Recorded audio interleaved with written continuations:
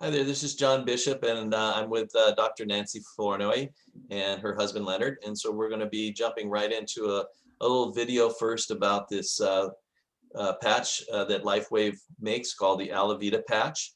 And we'll watch this video first, and then we're going to take about 20 minutes to go into a presentation.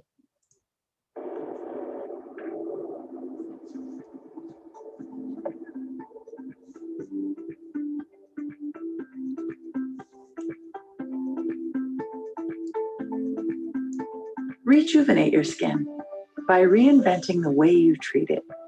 And that begins with a technology that takes a whole new approach to skincare, one that improves the health of your skin from the inside out and the outside in.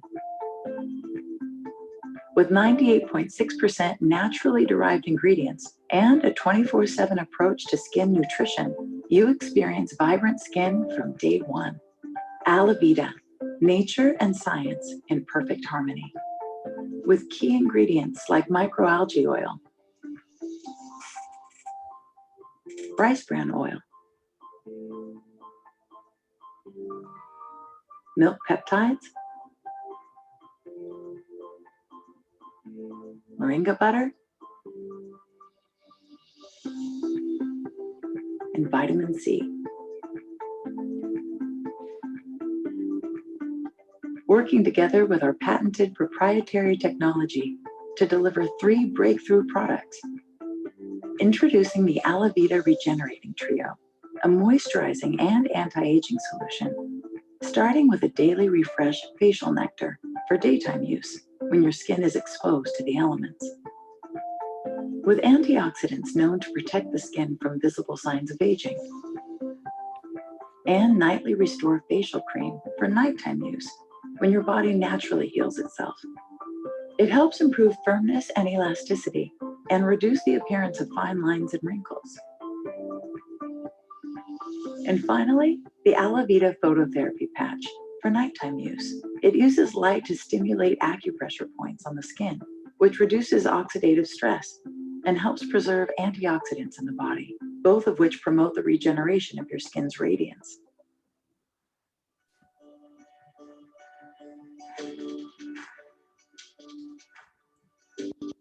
Developed with a 30-year cosmetic industry veteran, Alavita applies complex science to naturally derived ingredients, proven to have a positive impact not just on the look, but on the health of your skin too. And just as important as the ingredients we put in are the ones we've chosen to leave out. Alavita contains no parabens, sulfates, phthalates, synthetic or artificial fragrances, ureas, artificial colors, or dyes. But most importantly, these 3 innovative products provide immediate and long-lasting results, including a significant improvement in hydration, regeneration of radiance, firmness, and overall appearance.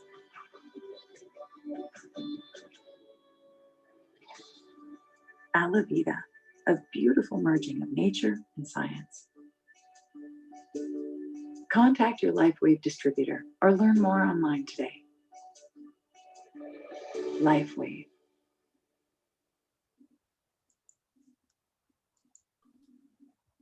Okay, that's how we'll start things off. All right, so Dr. Flournoy, I'm going to turn it over to you. I'll let you share your screen.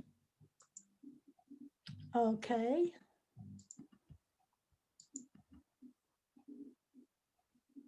And you should be able to do that now.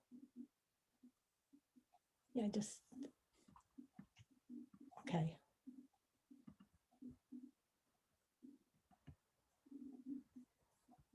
So, do you see it? Not yet. Let me just do this again. Okay, try it one more time. Yeah. There we go. How's that? Perfect. Okay.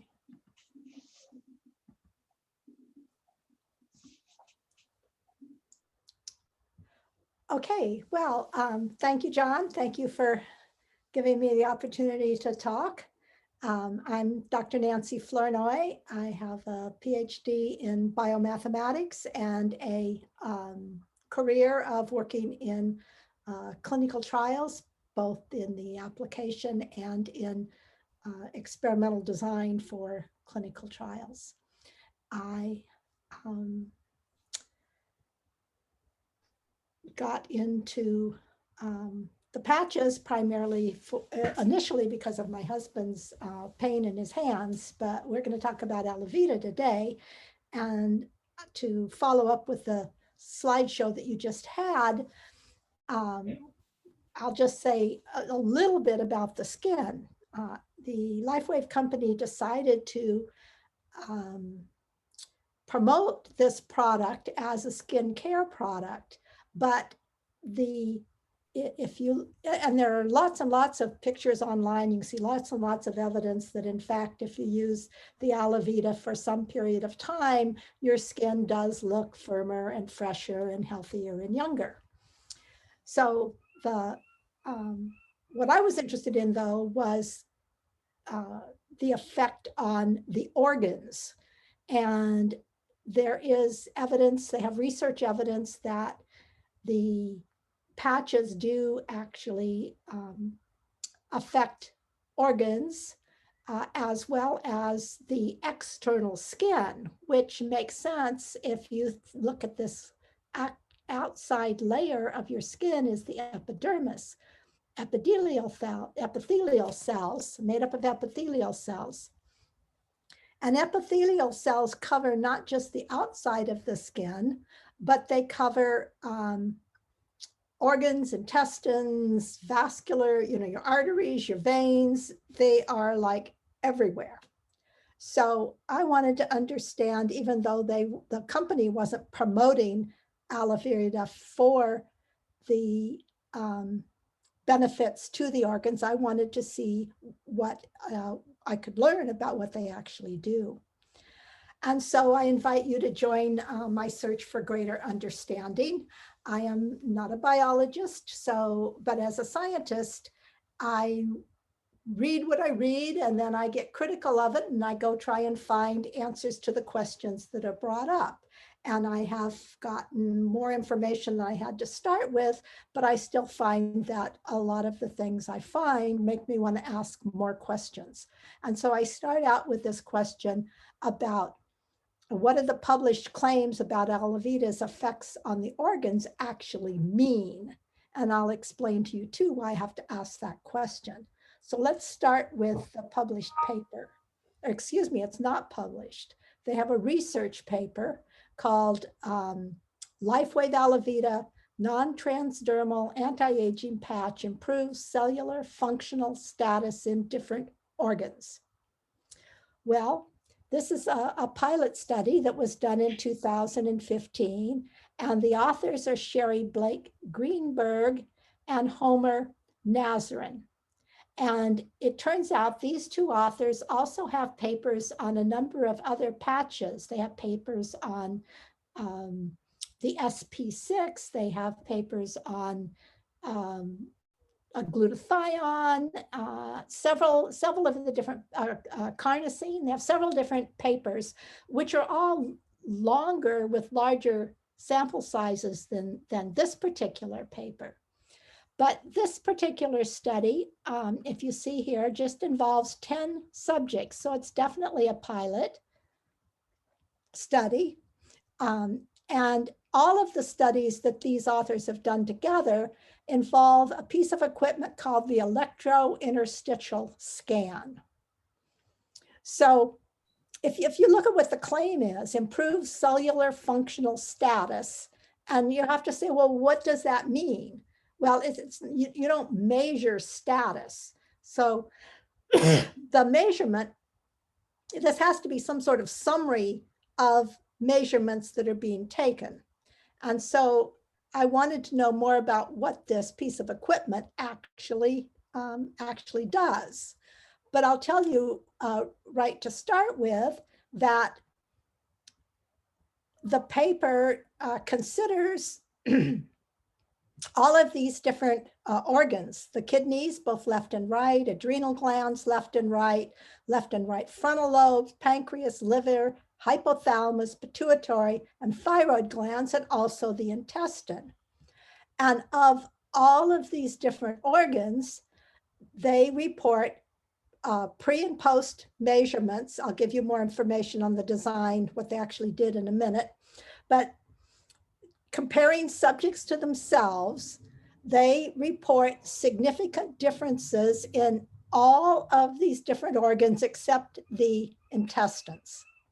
Now, I still don't understand statistical differences of what, but I can tell you that to get significant differences when you have 10 subjects takes a lot of consistent measurement between the 10 subjects. It is very, very hard to get statistical significance with 10 subjects. So even though I'm not quite comfortable with what it is they are measuring, I am quite convinced that they're seeing something, that something is changing in each of these organs, again, except the intestines. So let's try to dive a little deeper into what's going on here. So the research methods in this little paper was, they say they do the testing every week, and they measure the baseline versus the subsequent studies. Patients, the subjects took the Alavita patch nightly for 5 consecutive nights a week.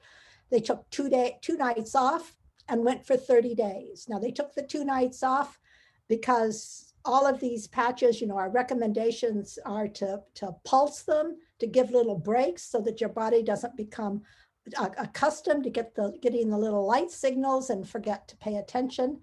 So that is consistent with common recommendations from LifeWave. And their hypothesis was that if you did all of this, you would get a significant difference in the measurements. Okay, so that's the statement. So what about these measurements? Well, this piece of equipment called electrointerstitial scan, EIS, is much like an EKG, but it measures the resistance. So you've got an electric current going through the body, and they measure resistance that current meets as it goes through the body, but they use a very low voltage direct current. And I'll mention a little bit more about that later, but one of the things that is sad is that this direct current, this low voltage direct current, is not able to penetrate a cell. So when it comes to a cell, it goes around the cell. And so certainly the amount of cellular matter in your body as compared to space between the cells is going to affect those measurements. So most of the current goes around the cell and through what? Well, outside the cells is this substance called interstitial fluid, and we'll talk more about that in a minute. They also report that the stimulation causes a release of sweat. And sweat is involved with the interstitial, with the movement of substances between cells and inside cells and outside cells. But why they kept bringing it up in this report, I don't know. I did find that they had done, that there is a published report on 600 healthy subjects to provide by baseline data. So I would say that it's pretty, and healthy subjects, this is a pretty big sample size of healthy subjects. So they have a pretty good idea as to what is normal and what is not normal, both on having the current go too fast and the current go too slow. Now, the thing that really stumped me in trying to find out what was going on is when I first Google on this piece of equipment, the first thing that comes up is this site that has a big fraud warning. Well, you know, that was kind of upsetting. But I just, you know, I suspend my disbelief because I know there's lots of very arrogant people out there who think because they haven't heard of something and they don't understand it, that it's got to be, Can't be true. Can't be true, yes. But so the next thing, when you look at the Gurgle search, you should come up with a paper by this guy, Albert Marek, and he actually has two papers. The second paper was harder to find. The first paper is earlier and it's very critical. The second paper, not so much so. But the reason I didn't, I wasn't stopped by the first paper is that he says there's a lot, the documentation he found had a lot of mathematics in it. He didn't understand the mathematics. So I'm going, well, if you didn't understand the mathematics, why are you reviewing the paper? So again, I thought, okay, I just have to keep going here and find out what's going on. So finally, I did find out it was a French machine, and I started looking. You see the .fr here in the website. I started looking for information about it from France, and I found this picture with which is a description of where they put the electrodes and how you know, send the current through the body. And so they have these 11 pathways and the 6 electrons, and it's the same setup that these two authors used using this piece of equipment in the studies that they did for all the different patches that they looked at. So again, you know, well, one of my first thoughts was, so you've got to get from these measurements to the different organs. I mean, at first I thought maybe they triangulated around, you know, the bladder and the pituitary gland and the other things that they looked at. But it's the standard set of measurements, which what I'm thinking now is they pretty well span the body, and that what they must do is interpolation between them to where the organs are.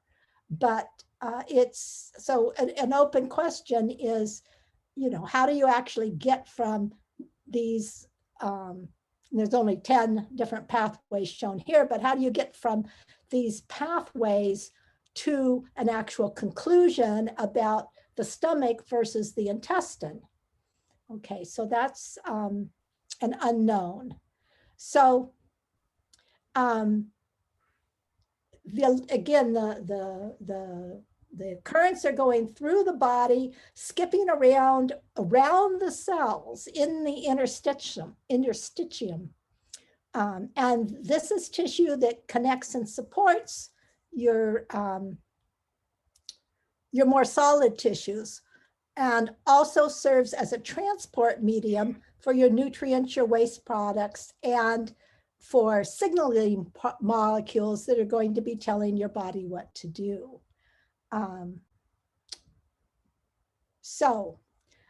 Having that bit of information, I thought, well, okay, let's now look at the biology of the epithelial cells and see if we can get some idea as to what that current is doing as it goes through the body to tell us something about the health of these organs. So animals have 4 kinds of tissue: connective tissue, muscle tissue, nervous tissue, and the epithelial tissue. And the epithelium is a thin, connective, protective layer of cells, just like your skin on the outside is your big protection, but that's the same thing's true of all your organs and we'll see some pictures. So you have a number of different ways in which the epithelial cells put themselves together into a tissue. It can be a single layer, they're kind of flat, or they can have these little cube shapes. They can be, you know, one layer or multi-layers, or they can form like little columns here and be tall. And they can be transitional. And I will show you some examples. So here's the simple cubial formation. And that's the kind of form that the tissue will take in your glands and also in your kidneys. Whereas this columnar formation occurs in your respiratory tract and in some of the tubes of the male reproductive tract. And then this transitional tract is interesting. It lines the pelvis of the kidney, the uterus, the urinary bladder, and upper parts of the urethra. And so when the transitional is really flexible and it'll stretch. So when you think of getting a full bladder, what's happening is this material stretches out and looks more like the flat, elongated tissue than the cubes. But when you relax and your bladder is empty, then it gets more jagged looking up and down. So all of these different types of functions, but they're all cells that are tightly packed together. So getting material around and through them is not physically so easy. They're all avascular. That is, you don't have a blood supply here. The supply of oxygen and nutrients is coming through the interstitial space that's around the cells. And because it's the tissues they're covering and linings, you have one surface that doesn't touch any other cells, and the other one is free. And and opposite the free surface, you have a layer that is connected to connective tissue. And the kind of the glue that's made up of carbohydrates and proteins gets secreted by the epithelial cells and the connective tissues together. So in combination, they create a glue that holds the two components together. So what do they do? Well, when I gave this talk the other time, I just gave a list of these functions. And as I read it through, I thought, well, I don't really understand what I'm talking about. So I went to the dictionary and looked these terms up, and it explains some things and leaves, again, a lot of questions as to what they actually mean in the case of this tissue. But protecting, we can all understand protection is protection. It's nothing more specific there. Secretion. Well, the secretion is the process of segregating, elaborating, and releasing some material, either functionally specialized, like saliva, or isolated for excretion, such as urine. Well, here we're thinking about secretions from the epithelial tissues into the surrounding organs or back out into the interstitial spaces. Absorption, the first definition I found for it was the interception of energy waves or sound waves. And I thought, oh, wow, this could have something to do with LifeWave with its light technology. But then I also found this definition, which is more common, the act of taking up or in by a specific chemical or molecular action, especially the passage of liquids or substances through a surface of the body into the body fluids and tissues. So this sounds a lot like what the epithelial cells must be doing, that is taking substances through through itself into the cells or out to the interstitial fluid. Well, excretion, if it's taking stuff in, it's taking stuff out. So it functions, it's part of getting the waste material from the cells two places. The waste material out to the lymphocytes and or back into the vascular system so that it can go out with the blood. Filtration, well, I mean, that one leaves a lot of open questions, because it tells you that not everything gets through, and that the epithelial cells itself have a role to play in deciding what's going to pass through to the organs or out from the organs and what is not. And then this word diffusion. Well, I found a chemistry definition and a physics definition, and either could be relevant, and I'm not sure which is intended to be emphasized. But in the chemistry, the definition is the process whereby particles of liquids, gases, or solids intermingle as a result of their spontaneous movement caused by thermal, that's heat agitation, and in dissolved substances move from a region of higher to one of lower concentration. Okay, so it's talking about mixing stuff together. In physics, again, we have the reference to light. It's reflection of a light by a rough reflecting surface. I'd like to think that it was a reflection to a reference to the LifeWave light technology, but I kind of guessing it's not. And again, the transmission of light.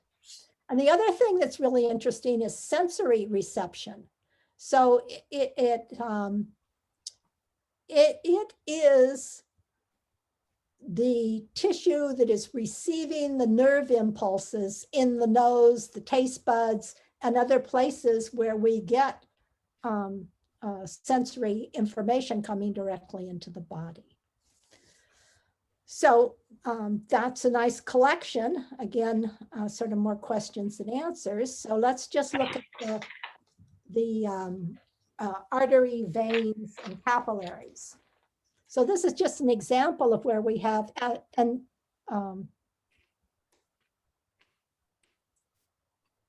we have things going on here. So here's the vein, the blood's coming down, it gets to the capillaries. Now, blood carries oxygen. You're trying to get the oxygen to the cells. And this action happens down here in these capillaries. And then blood goes into the capillaries, and then it comes out and comes around the other. And you see this layer right in the middle, lining the inside surface of the artery and the vein. Those are your endothelial cells.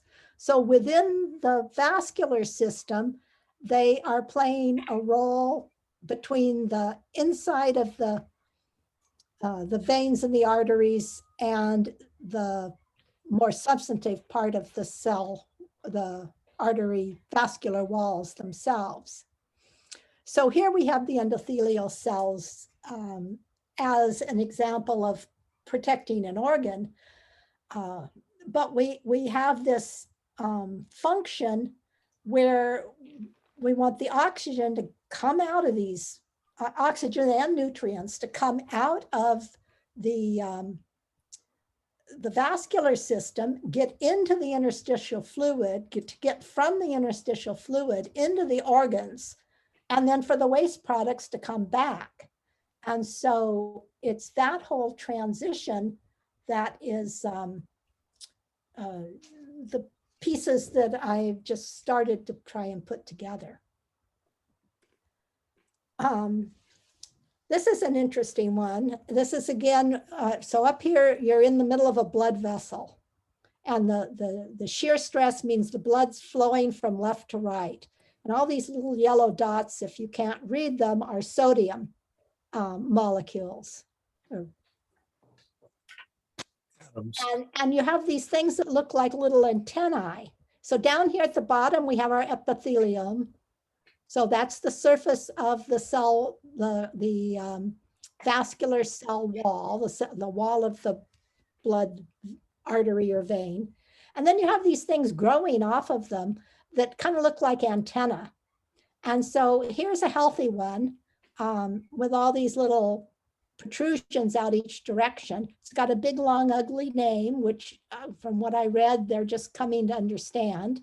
And then this one over here, you notice some of the arms have kind of been ripped off. I mean, there's more space and it's not as tightly structured, and it has many fewer sodium atoms in it. And so the way I kind of picture this is it's like if you go out in the bay and you have a lot of seaweed, then you get a lot of fish in the seaweed and it sits there. But if you take away the seaweed, then the fish go somewhere else. And so if you rip these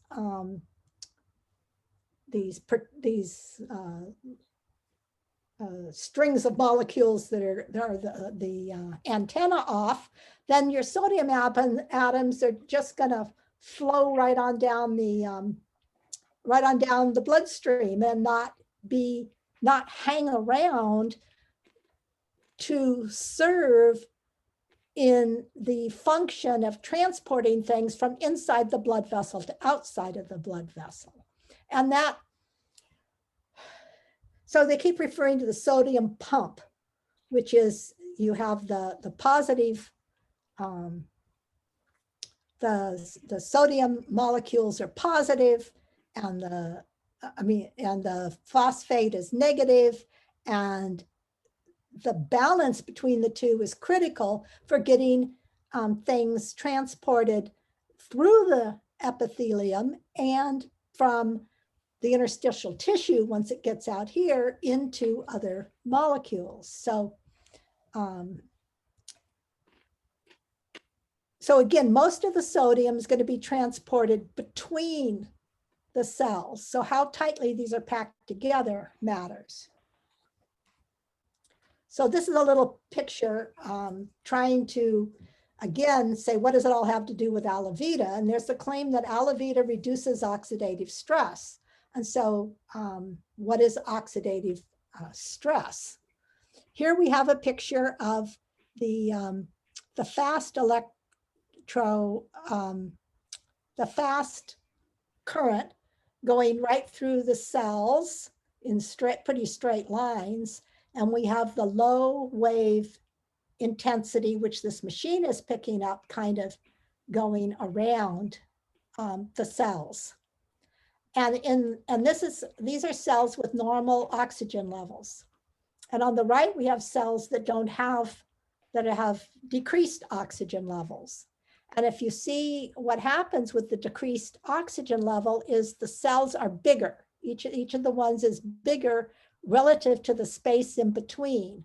And so instead of having this big, thick green line coming through that you're measuring, you have resistance, and you're only getting this little bit of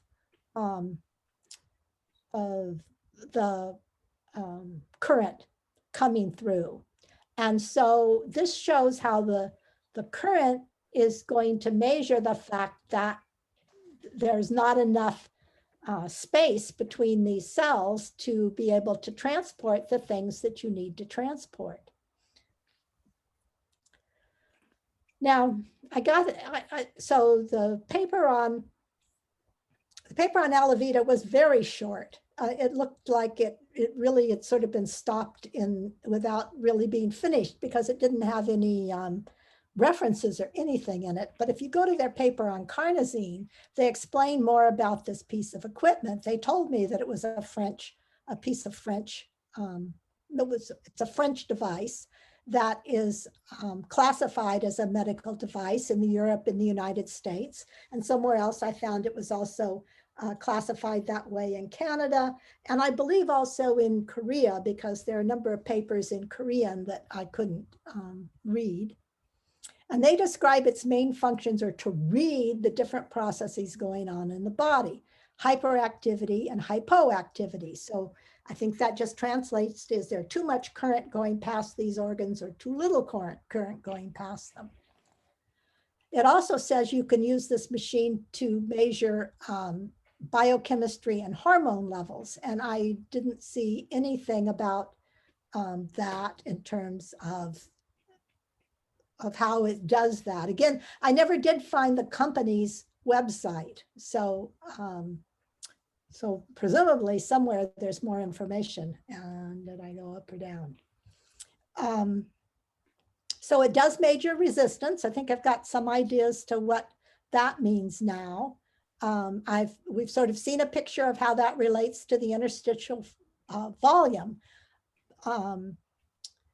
But what it has to do with pH, I'm not sure.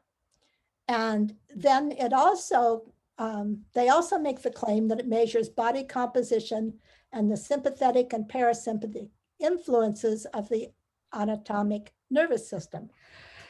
Excuse me, and I don't know how it does that. So I'm left with some unanswered questions. So what do these measurements actually tell us? I have no doubt that pre and post using the Alavita, these measurements change. You know, what the resistance changes in individuals. That's, you don't get statistical significance with 10 subjects without essentially all 10 of them changing very much alike. So what do these measurements have to do with the epithelial tissues and the organs? Well, you saw me start to try and piece that together. I wouldn't say I have done a great job of it, but at least it's a beginning. And as I said, I don't know what it has to do with pH. Where's the company website? Where is the company? And then somewhere I saw LifeWave claim that Alavita reduced oxidative stress and preserved antioxidants. I can't find that reference now, so I'm not sure where I read it or heard it. I think we've seen a little bit about how it might relate to oxidative stress, but how it preserves antioxidants, I don't know. And then, you know, what happened to the paper? You know, why wasn't it published? So that's the status currently, and I look forward to learning more and learning anything that you all might find out to help fit the pieces of the puzzle together. Thank you. Any questions? Thank you, Nancy. Oh, that was great. That's good. Very deep research that you did into there. That was good. Well, as I say, it should get more streamlined as the understanding gets more complete. All right. I'll stop sharing my screen if that's it. All right, that was a great one for today. Thank you. So yeah, that was a Thank real you. enlightening presentation for me. I don't know too much about you know, the structure of the skin, and certainly less about the structure of the organs and all those functions. But I can really see that you know, light has an effect, as we know, just from being out in the sun. You know, there's these physiological things that happen when we're exposed to light. And now they're, you know, we've come into this area of phototherapy. How many different kinds of benefits, you know, I think is what we're really hoping for. The things that are not going to just improve, make us look maybe a little younger, take some wrinkles away, or tone up our skin, but I think even more importantly is how to protect, you know, our organs from, you know, damage from free radicals, damage from you know, the things that we're taking into our bodies, because we have so many more things that we eat in our diet today that are not good for us, you know, especially processed food and things like that. So I think that we number one, we should really think about what we actually physically take into our bodies as far as food and beverages. You know, I mean, there's a big thing with energy drinks today. You know, people need that extra 5 hour, whatever they call it, 5 hour energy, and I think it's, you know, more than ever, there's a lot of studies coming out about the damaging effects of some of these things that are trying to promote energy or trying to give us more stamina or whatever. And but I think we know that light can be a good thing, or if there's too much of a certain kind of frequency of light, let's say if there's too much ultraviolet light, that can actually damage and age our skin more. So I think that this company is really at the kind of at the, they're not at the pinnacle yet, but they're at the breaking point, I think, of really discovering how something like this Alavita patch can really help us to become more healthy on the outside of our bodies, our skin, but also on the inside of our bodies and our organs and vascular system and things like that. So it's very exciting. Well, it's one of the more mysterious ones too, though, because right, like with the carnosine and the glutathione, they were designed to increase the production of a particular molecule. right, And even with the X39 to increase the copper right, peptide. right. And with the Alavita, we have no claim, no specific claim like that. It's going to change one thing. Instead, we have this global reference to the epithelial cells and to the skin glowing. And so it makes you wonder two things. It makes you wonder what they actually designed it to do specifically. And then, and then how that happens in all these different cells. Right, right. It's a fascinating sort of departure from the other patches. Right. Yeah. Yeah. So Leonard, what do you think about all this? Well, I think that there are an awful lot of mechanisms that are going on, and for instance, Point. the cells that line your intestine, they get flushed out every 3 days. Mm-hmm. Right. Right. And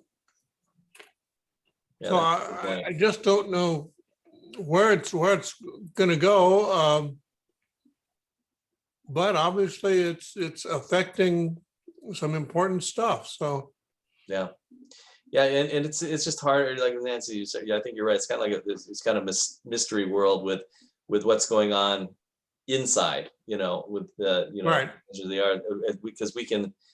I can see the difference, let's say, from the people that I know, who have been using Alavita patch and like my wife, I can actually see, I don't use it as much as she does, but I can see the difference in her skin and, feel it actually, because she's been using it now for, I don't know, I think about 6-7 months now. So I can really see a big difference. You can actually feel it. Great. There's a firmness and stuff. And she had some like kind of discoloration also in her cheeks. And I still a little bit there, but it's reduced quite a bit. So I don't know the mechanism that's working there exactly either, but for some reason that those spots, I guess they call them age spots, they're not as predominant as they were before 6 months ago. So yeah, but definitely I feel like they did kind of put the brakes on the other part of the story, which is really how I think it's more the Alavita patches, right, than the creams that affect that have the positive effects on those organs. So very interesting. Okay, well, that's all I gotta say. Good. Well, Okay. that was great, Nancy. That was really it was a deep dive into the science of that. So Well, I hope it wasn't too deep. no, deep is good. Deep is good. That's where we want to do. We want to dig deep, find the answers. It helps us to understand ourselves, so we have more confidence when we're trying to explain these things to other people. So it was great. It was a great presentation today. So Thank you so much. Good. okay, thank you. It's great being with you. Okay, so we're gonna do this again. All righty. Very good. Okay. Okay. All So right. enjoy the rest of your evening. Get out there and Bye-bye. get some sun. Bye. Okay.